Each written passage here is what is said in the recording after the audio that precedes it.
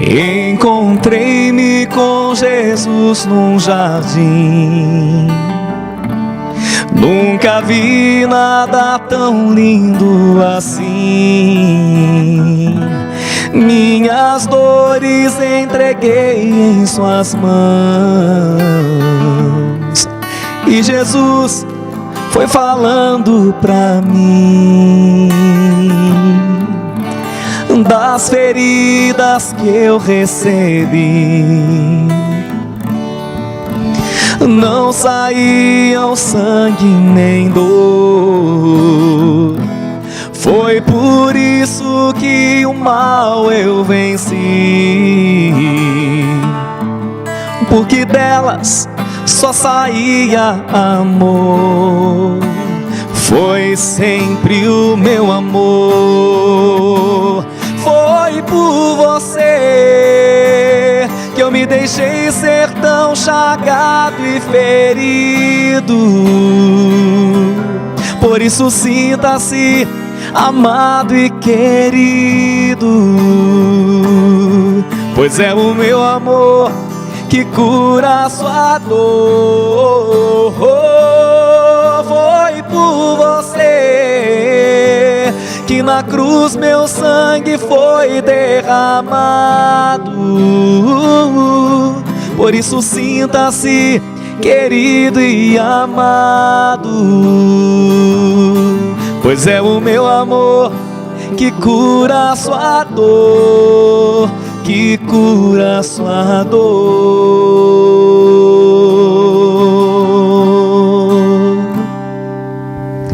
Então Jesus pediu-me assim, que as mágoas que estivessem em mim,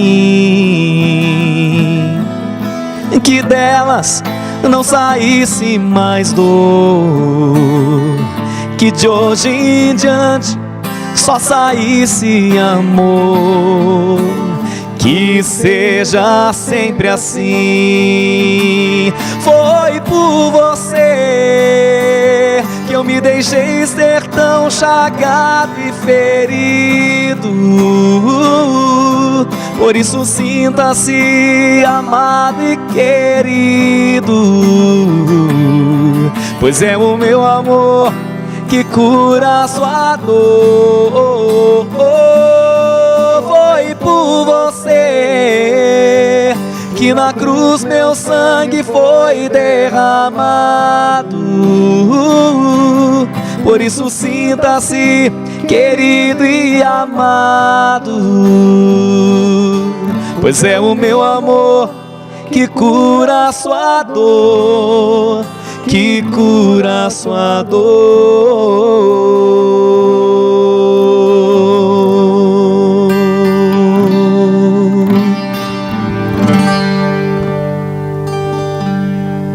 E é com muita alegria que nós iniciamos mais um programa inédito, o programa Coisas da Vida. Esse programa que já tem um lugarzinho no coração de muitos sorocabanos e também de muita gente de outras cidades e até mesmo de outros países. São brasileiros que estão fora e que nos veem pelo nosso serviço de comunicação, de evangelização, pela internet, pelo Facebook da Vida, pelas redes sociais.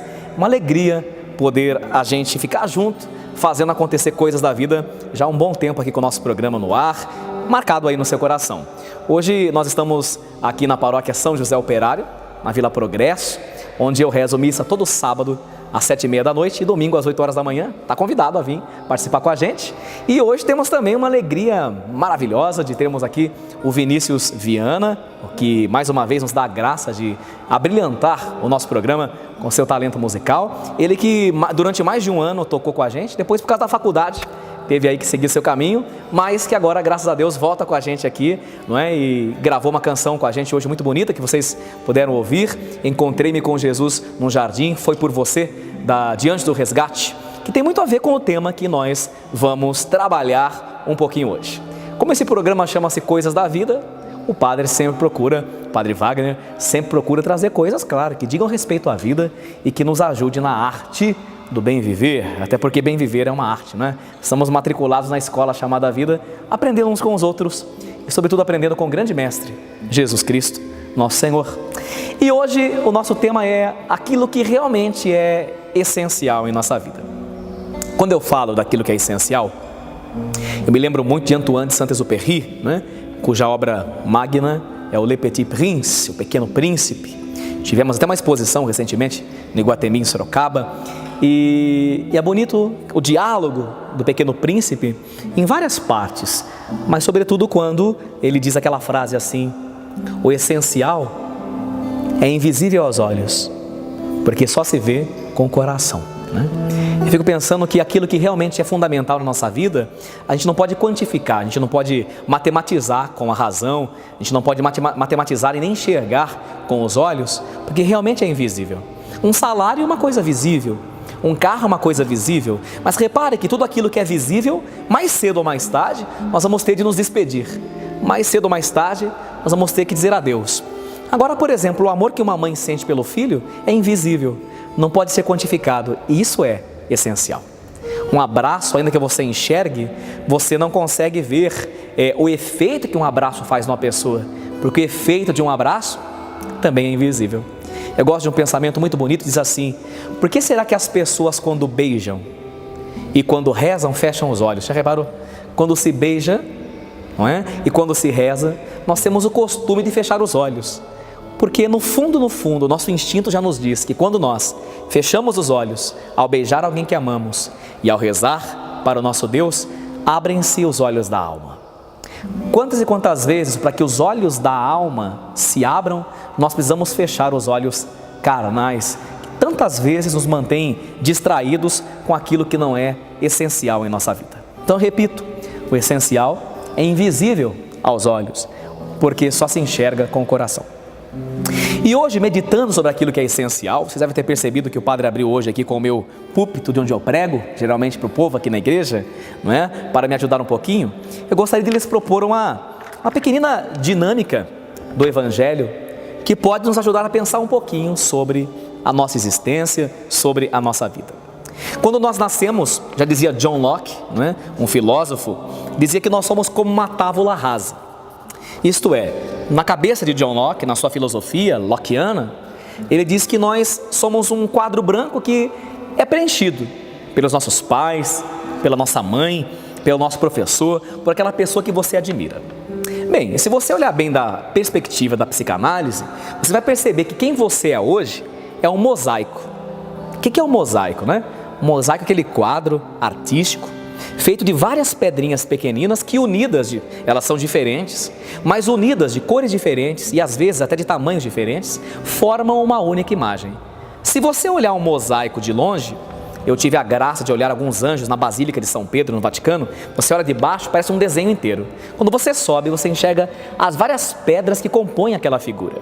Então, a nossa personalidade, ela se constitui como um mosaico. Freud chamava a nossa personalidade de personalidade polifacética. Lembrando lá da escola, né? Polissílaba, poli aquilo que é muito, né? E face. Eu quero dizer, várias dimensões, várias facetas que compõem a nossa identidade. Vou explicar melhor. Então, quando nós nascemos, seria como se nós, então, claro, temos uma carga genética de nossos pais, positiva ou negativa, né?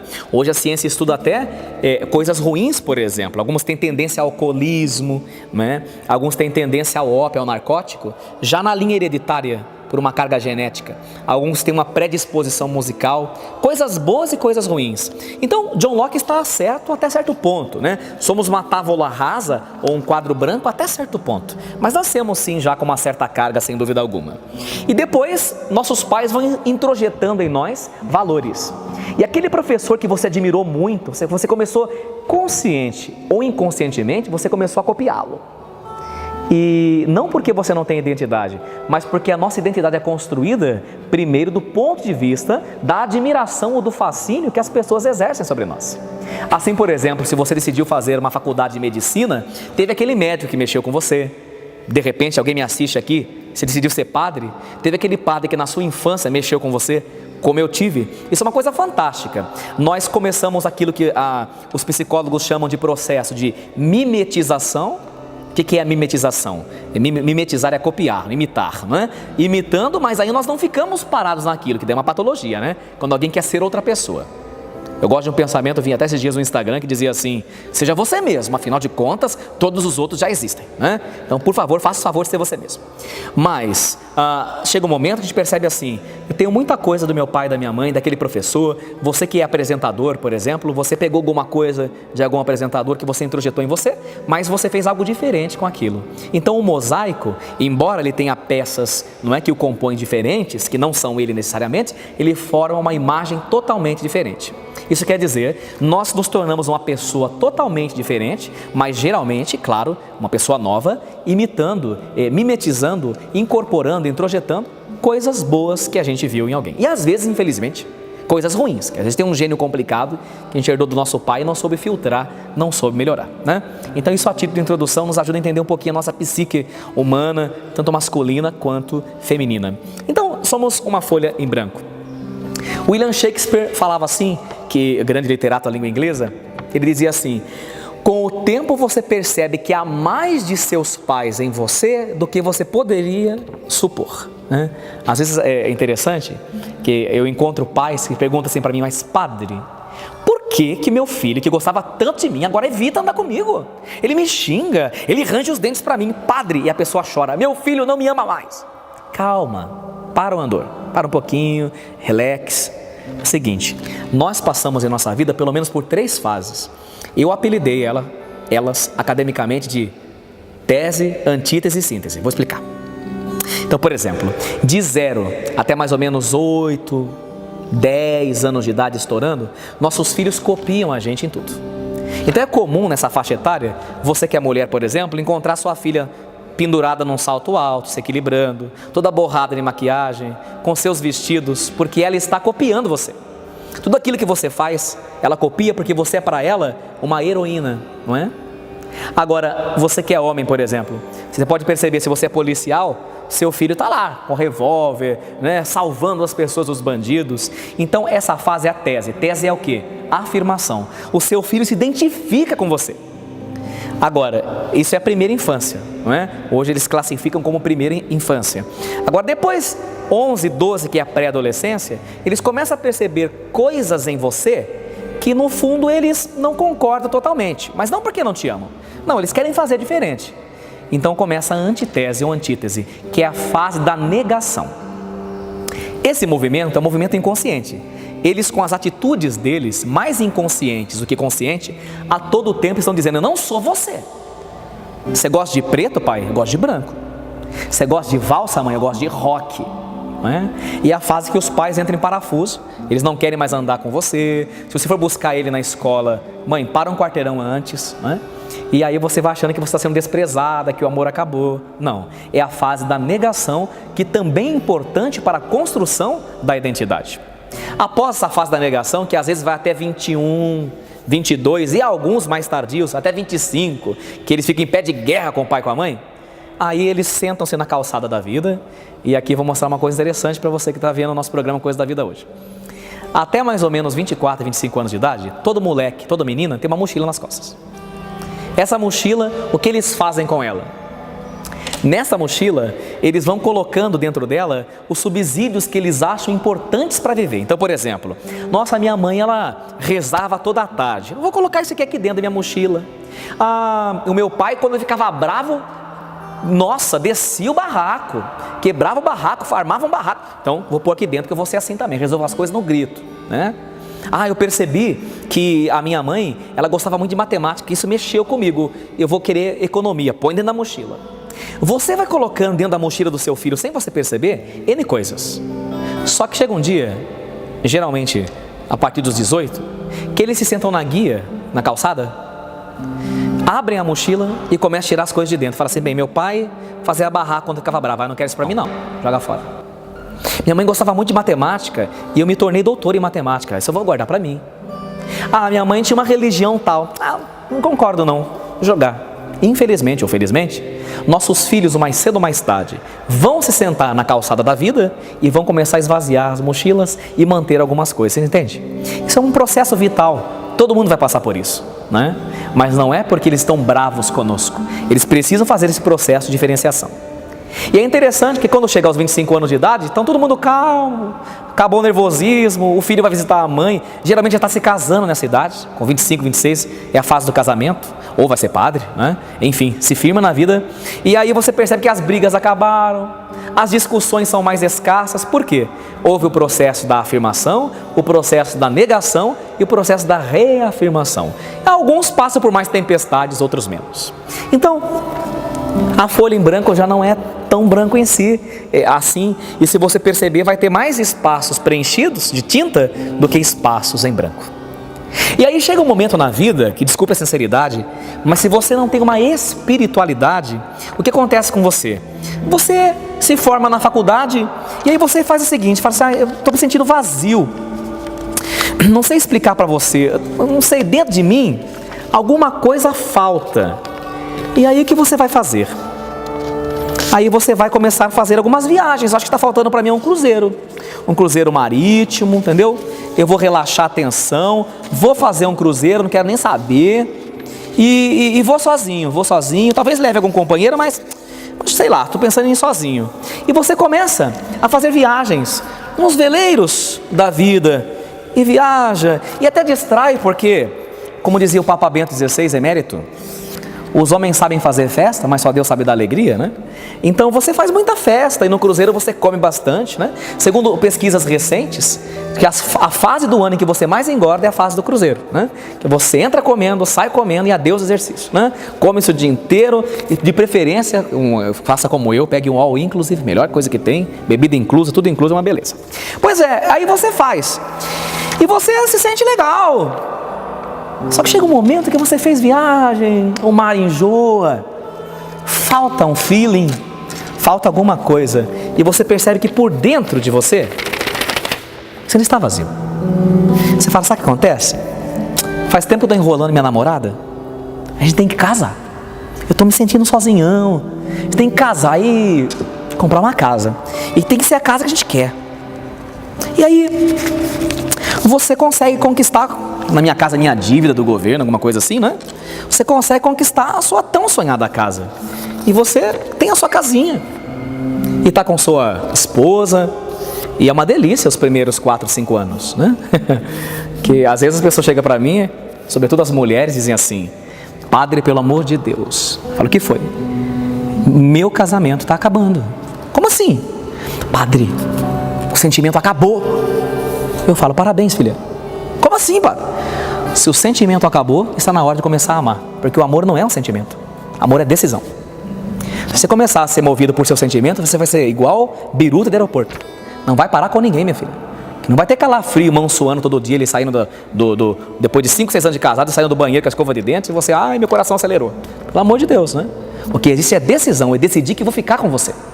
Eu decidi que quero construir uma história com você. Ainda que muitas vezes nem eu entenda, porque eu acordei chateado, boladona ou boladão. Entende a diferença? Então, os primeiros conflitos começam a acontecer porque é próprio do ser humano o conflito. E aí fala, nossa, casei, estou aqui, temos nossa casa, eu não estou feliz, está faltando alguma coisa, estou com a mulher da minha vida, já percebi que outra piriguete não vai resolver, é ela a mulher da minha vida, piriguete já peguei um monte, tá entendendo? E coroguete também. Aí o que ele faz? Aí ele fala, não, pera lá, já sei, vamos apimentar a relação. Amor, vamos fazer o seguinte, vamos ter o nosso baby, vai ter nosso filho, e a pessoa vai mudando a vida, ela vai incrementando, e nasce a primeira criança, é uma alegria, eles vivem para a criança. Agora, se me permitem, um amor de um pai que passa direto para a criança, que não passa pela esposa, vai ser um amor doentio. O amor pelo seu filho tem que passar pelo seu esposo, tem que passar pela sua esposa, para que seja um amor equilibrado, senão é um amor doentio, cuidado. Até porque quem vai ficar com você não é seu filho. Eles vão bater asas. Quem vai ficar com você é o seu velho. É a sua velha. Mário Quintana falava, né? Case com alguém que você gosta de conversar. Porque depois de 50 anos de casado, o que fica são as boas conversas. Se for uma pessoa que é uma pedra, você também é outra pedra, vão ser dois chatos vivendo na cadeira de balanço. Pois bem, e aí nasce o filho e não resolve. E por que não resolve? Porque lá dentro ainda há vazio. Veja, a mão do padre entra, não preencheu. E aí então eles falam, já sabemos, sabe o que nós temos que fazer? A gente fez cruzeiro? Fizemos. mas tem uma coisa que a gente nunca fez. E ela diz: o quê? Vamos deixar nossa criança com a vovó? E a gente precisa conhecer outro país. Esse é o problema. A gente não foi para Roma, entendeu? Vamos conhecer Roma, vamos andar lá em Veneza, aquele passeio gostoso, né, de gôndola romântico, vamos viajar muito. E eles começam a gastar as economias para fazer muitos e muitos voos, né? E vão para tudo quanto é lugar, e voam, e resolve. Mas lá pela metade da viagem, alguma coisa parece que não cai bem. E a esposa já percebeu que ele está com ela, com a cabeça em outro lugar. E uma das coisas mais tristes é você estar com alguém de corpo presente. Tem até uma missa que chama missa de corpo presente, né? Que é quando a pessoa já está morta, mas não está ali. E aí então, ele sente uma angústia muito grande e terminando a viagem, chegando no Brasil, ela diz: amor, aliás, desculpe, eu não consigo mais falar amor. Nós precisamos nos separar. E ele não acredita que o mundo está caindo. E porque ele se dedicou muito ao trabalho, ele não se dedicou como deveria à sua filha. Ela também ficou muito tempo com a avó, porque hoje os pais terceirizam os filhos para os avós, né? Quem tem que cuidar, o avô. Quem tem adolescente por aí, indo na balada e deixando a molecada para a avó cuidar, para o avô cuidar. Então chega um momento que ele percebe que nem a filha gosta mais da companhia dele. E a vida começa a ruir. E tudo vai ruindo.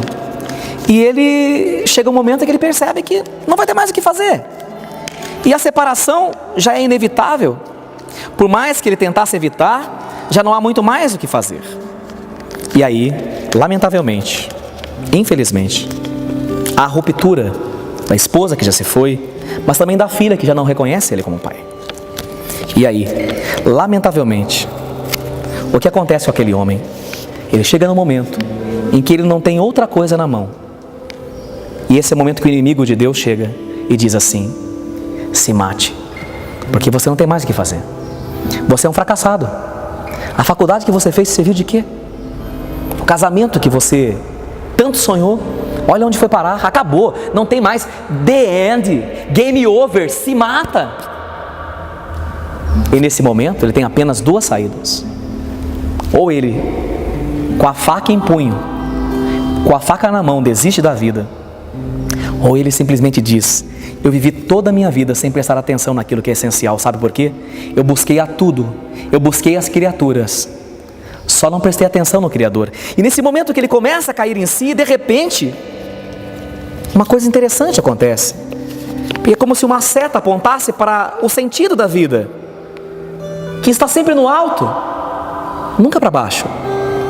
O inimigo muitas vezes nos mostra que o destino é a desistência, mas é nesse momento em que a pessoa ainda é capaz de, mesmo querendo se matar, que talvez seja seu caso assistindo esse programa hoje, desistindo da vida porque não tem mais saída, num muro sem saída, uma seta aponta para o alto ainda, e essa seta que aponta para o alto é Deus.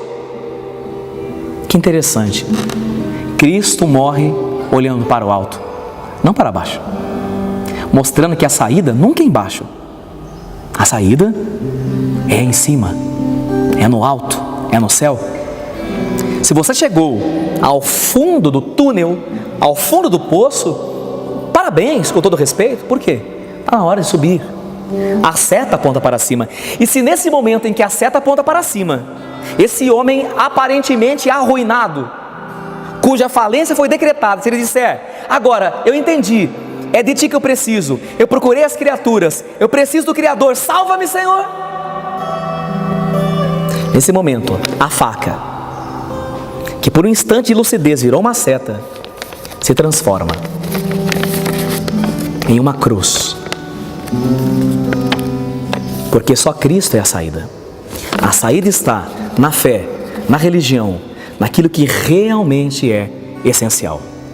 O essencial é invisível aos olhos, porque só se enxerga com o coração.